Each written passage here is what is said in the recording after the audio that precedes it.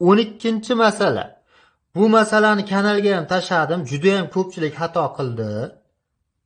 Oddiy o'yladi. Oldin o'zim ham xato qilardim, keyin o'rganganman. U ancha payt bo'lib qoldi. Ko'pchilikning xatosi nima?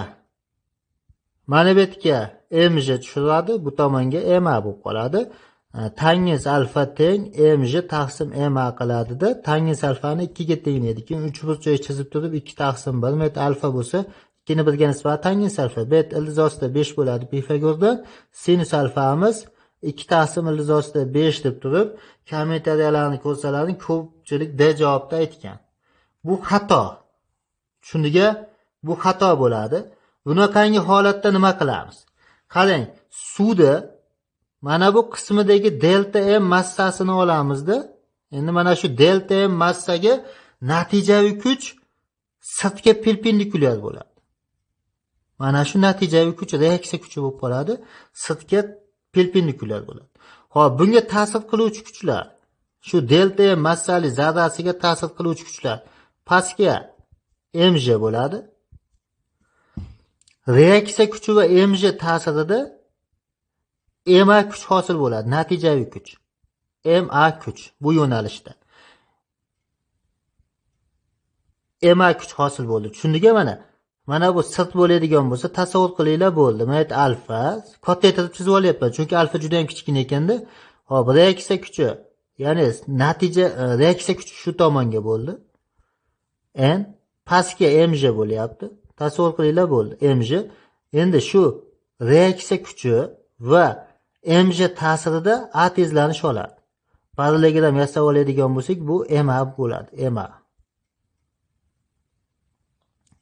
Endi idish a tezlanish bilan bu tomonga ketganda, mana bu tomonga yo'nalgan inersiya kuchi hosil bo'lib qoladi. Demak, reaksiya kuchi bu tomonga, ma bu tomonga, mj pastga. Tushundingmi? Og'irligi mana bu tomonga yo'nalgan bo'ladi. Og'irligi tufayli reaksiya berib yuboradi tepaga. Tasavvur qildingmi? Endi burchakda o'tkazib olishimiz kerak. Hop, mana bu 90 minus alfa bo'lib qolsa, mana bu alfa bo'lib qoladi. Demak, reaksiya kuchini bu pastga tushirib olamiz bu tomonga. Mana bu kuch mj yo'nalishi, mana bu ma kuchdi, mana bu yo'nalishga o'tkazib olamiz. Ma. Shunda tangens alfani topamiz endi. Tangens alfa ro'parasidagi katet ma'ni mj ga nisbati bo'ladi. O'sha biz tanlab olgan delta m massa qisqarib ketib, a taqsim j tangens alfaga teng chiqib qoladi. Endi shu yerdan tangens alfa teng a taqsim j bo'lsa, tezlanish 5, j 10 ga teng. Bu degani nima degani? 1 taqsim 2 mi? Qaraymiz. Bunday ekan. Tangens alfamiz 1 taqsim 2 bo'lsa, mana bu yerda 1 2 bo'lib qoladi-da. Pifagorda mana bu ildizosida 5 bo'lib qoladi. Tushundingmi?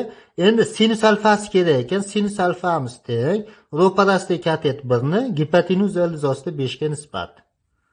Demak, shu alfa burchagining sinusi 1 taqsim ildizosida 5 bo'lib qolyapti. B javobda.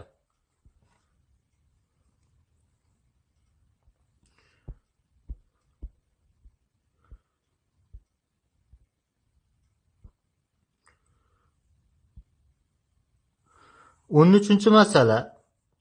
Ichida butunlay suyuqlik to'ldirilgan idishning ichida X jism qo'yilgan. U stilka yo'nalishi